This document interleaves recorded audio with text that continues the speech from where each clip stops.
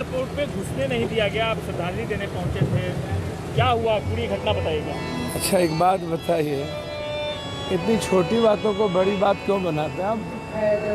उनका अपनी सोच है। आपको याद होगा कि एक ऐसी सरकार है जिसको जब पूछा गया था कि रामविलास जी बीमार है तो इन्होंने कहा था मुझे तो कोई जानकारी नहीं है। राजनीति का इतना नैतिक स्तर गिरा है। मैं बार बार कहता हूं कि सत्ता, कुर्सी और वोट के लिए आप रिश्ते को भी समाप्त कर देते हैं। एक ऐसा सदी के नायक जिन्होंने सब में और सब उसमें जीने की एक नैसर्गिक ऊर्जा पाई, और उस व्यक्ति का सम्मान यदि मैं यह कहूँ कि मंत्रिमंडल में रहते हुए उन्होंने शरीर को छोड़ा, और क्या भारत सरकार के पास एक प्लेन नहीं था कि वो यहाँ उस प्लेन से उनके पार्थिव शरीर को बिहार पहुँचा सकते थे? क्या बिहार सरकार के पास प्लेन नहीं था? उसके पहले भी इन लोगों ने जिस तरीके से, जब मृत्यु के सैया पर रामविलास जी थे और इतने पूरा परिवार संकट में था, तो क्या इनका दायित्व तो नहीं बनता था कि ऐसे समय उस परिवार के साथ राजनीति न किया जाए? जिस भाषा और का प्रयोग किया गया, जिस मर्यादाओं का उल्लंघन किया गया, तो कितने आहत हुए होंगे ये तो मैं नहीं कह सकता हूँ। अब जो हुआ उसमें मैं क्या कर सकता हूँ? वो बताइए, घटना क्या है? अब हमने बहुत नज़दीक से रामविलास जी को महसूस किया, व्यक्तिगत जीवन में भी, पारिवारिक जीवन में भी और राजनीतिक जीवन में भी।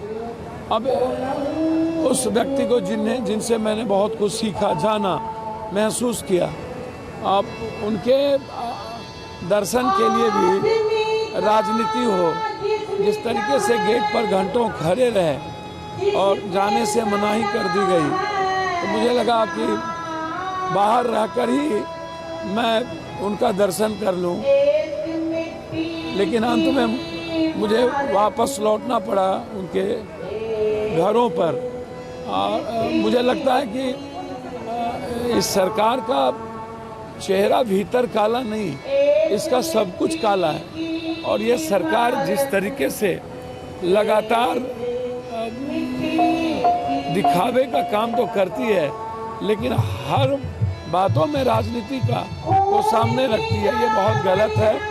अब मैं तो एक बार प्रतिकार नहीं किया और चुपचाप हम बैरन लौट गए।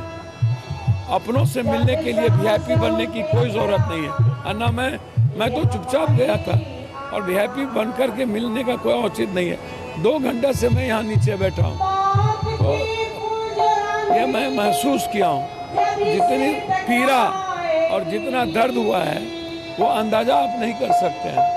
फिर कभी ये अनमोल और बेमिसाल व्यक्तित्व, एक ऐसा पथिक जिन्होंने अंतिम व्यक्ति की आवाज़ थे, जिनके भीतर न जाति, न धर्म, न मजहब, इनसे दुनिया की पहचान थी। जिस मंत्रालय में, जिस कुर्सी पर ये बैठते थे, उसकी पहचान बनती थी।